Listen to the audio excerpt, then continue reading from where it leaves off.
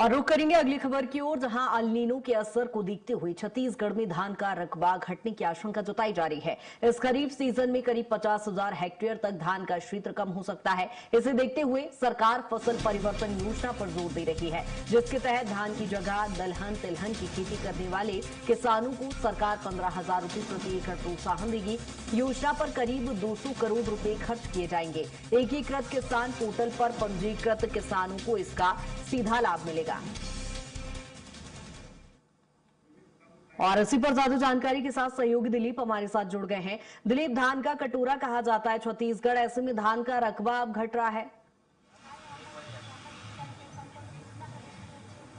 हाँ जी बिल्कुल कृतिका, बता दें कि इस बार बारिश नहीं होने की वजह से धान के जो रकबे हैं उसमें प्रभावित होने का आसार दिख रहे हैं। यहाँ का उत्पादन भी घट सकता है, क्योंकि जो बुआई का दौर है आमतौर पे यहाँ 15 से 20 जून के बीच मानसून आ जाता था, बारिश अच्छी हो जाती थी। इस बार जुलाई का अभी महीना शुरू हो चुका है, लेकिन अभी भी बहुत अच्छी बारिश नहीं हो पाई है, मानसून अच्छे से नहीं आ पाया है, जिसकी वजह से बहुत सारे जगह पर बुआई प्रभावित हुई। तो निश्चित तौर पर यहाँ पर जो धान का रकबा है, अभी तक इनका जो रिकॉर्ड रहा है पिछले साल करीब 48,65,000 हेक्टेयर जमीन पर धान की बुआई होती रही है। मतलब धान ये सहित तमाम जो फसलों की बुआई होती रही है, जिसमें मुख्य रूप फसल के रूप में धान का जो रकबा रहा है 38 लाख हेक्टेयर में धान की फसल लगाई जाती रही है।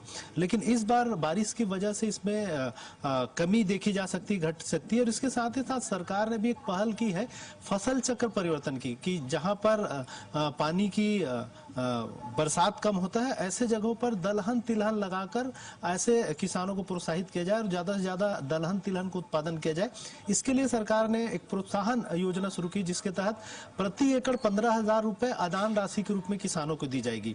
अभी तक धान की फसल में लगातार जो एक तरह से प्रति एकड़ 3100 रुपए प्रति क्विंटल की दर से जो दी जा रही है, उसकी जगह पर उसके साथ ही साथ धान पे तो जो प्रोत्साहन राशि मिल ही रहा है, लेकिन अब अगर दूसरे फसल लगाते हैं तो उनको भी प्रति एकड़ 15,000 रुपए आदान राशि के रूप में देने का निर्णय सरकार ने किया, ताकि जो किसान पानी की वजह से प्रभावित है, जहां पर कम बारिश होने की वजह से धान नहीं लगा पा रहे हैं, तो वो दलहन तिलहन लगाए। दलहन तिलहन को प्रमोट करने के एक तरह से प्रयास सरकार की ओर से की जा रही है, ताकि ज्यादा से ज्यादा किसान दलहन तिलहन की ओर जुड़े और ज्यादा से ज्यादा उसका उत्पादन हो। ठीक है, सरकार तो अपना प्रयास कर रही है दिलीप। यहाँ पर सरकार फसल बदलने के लिए तो प्रोत्साहन राशि देगी ही, लेकिन क्या किसान संतुष्ट इससे होंगे? आमतौर पे किसानों के लिए आसान नहीं होगा फसल चक्र में परिवर्तन, क्योंकि ज्यादातर किसान यहाँ धान की खेती करती है और उनका जो खेत का जो स्टाइल है, मतलब दलहन तिलहन के लिए एक तरह से पड़त भूमि, जो भर्री भाटा जो कहा जाता है, उस तरह की भूमि की जरूरत पड़ती है जहाँ पानी न ठहरे अगर बरसात होती है तो। लेकिन ज्यादातर जो खेत जो मेड़नुमा खेत है उसमें पानी ठहरता है, तो ऐसे में दलहन तिलहन का उत्पादन प्रभावित होता है। इसलिए किसानों को पहले तो अपने खेत को उस रूप बनाना होगा कि उसमें दलहन तिलहन की खेती की जा सके।